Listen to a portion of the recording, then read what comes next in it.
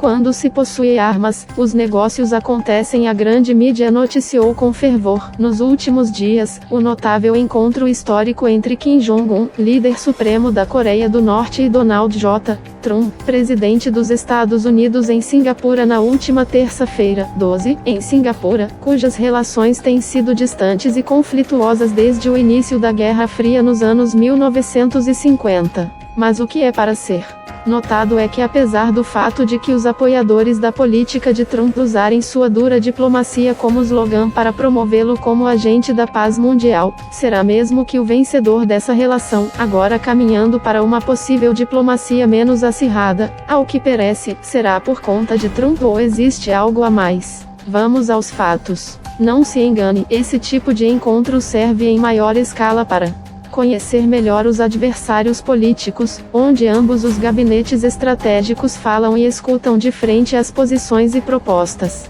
É um jogo de nervos que pode ou não ser proveitoso. Paralelos já existiram antes no contexto da Guerra Fria, como em 1961, entre o presidente estadunidense John F. Kennedy e o então líder da União Soviética Nikita Khrushchev, Richard Nixon e Mao Tse-tung na China, 1972.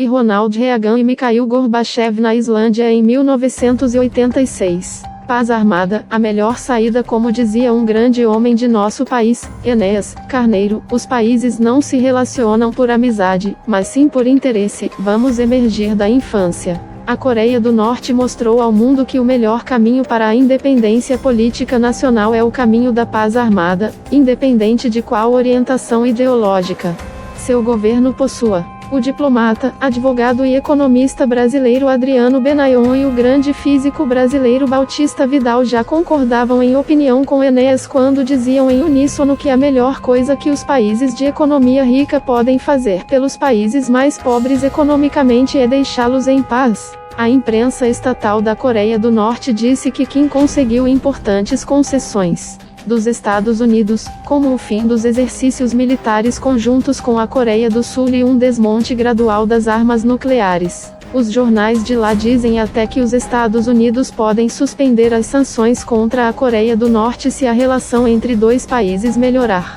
Isso não foi negado pela Casa Branca.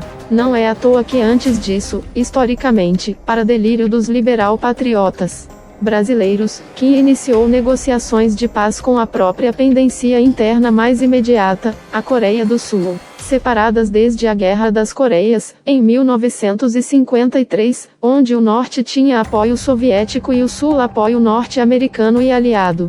Ao contrário, Trump recebeu diversas críticas tanto dos conservadores, quanto liberais e progressistas de seu país pelo que eles chamam na mídia internacional termos vagos do acordo. Um claro apontamento de que o establishment político-financeiro não ficou contente com os resultados das primeiras negociações. O secretário de Estado, Mike Pompeo, por exemplo, reconheceu que ainda há muito trabalho pela frente para acabar com as armas nucleares da Coreia do Norte. E é esse o ponto. O que dá autonomia a um país é a capacidade nuclear para negociar de igual para igual. Ao contrário do pensa o sionismo e a alta finança internacional da Segunda Guerra, bombas atômicas não servem para ser jogadas nas cabeças dos seres humanos inocentes, mas para negociação política e segurança nacional. Concordamos com Trump, que quando irritado com as críticas na coletiva de imprensa estadunidense, escolheu seu lado.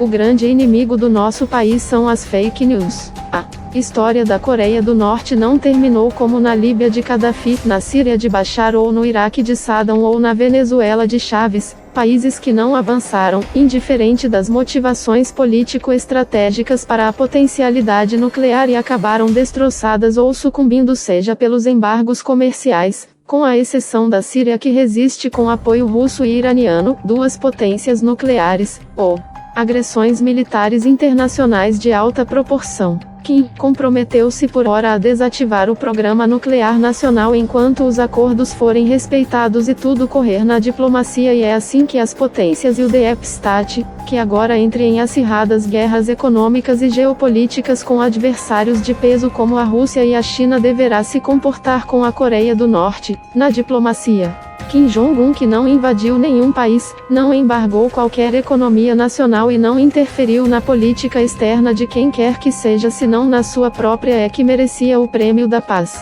O Brasil caminha no rumo contrário. Todos os nossos grandes pensadores nacionalistas são unânimes em afirmar o porquê o Brasil não virou, mesmo ainda podendo ser, uma grande potência militar, econômica e política. Veja que a Coreia do Norte, menor que o estado Ceará, é considerada geopoliticamente uma potência nuclear. Se deve ao fato de um extremo entreguismo de seus governos gerações após gerações, seja por parte da elite financeira nacional, seja por parte da internacional. Nunca tivemos a mentalidade de almejar a soberania de fato através do armamento nuclear, a defesa direta das fronteiras, a soberania do território e dos recursos naturais e da economia. Muito pelo contrário, na 71ª reunião da Assembleia Geral das Nações Unidas em 2016, o vice de Dilma, Lula, Michel Temer, discursou sobre a paz mundial e a importância da não proliferação de armamento nuclear, encabeçando um tratado, não assinado pelas potências militares nuclear, como os Estados Unidos, além de pedir menos desmatamento, enquanto vende o solo para empresas privadas e estatais estrangeiras, demonstrando assim uma clara subserviência às grandes potências que fazem e constroem seus impérios com base nos recursos naturais e financeiros dos países alheios, como o nosso. Não deixe de dar aquele like, camarada, e se inscrever no canal para receber novos vídeos.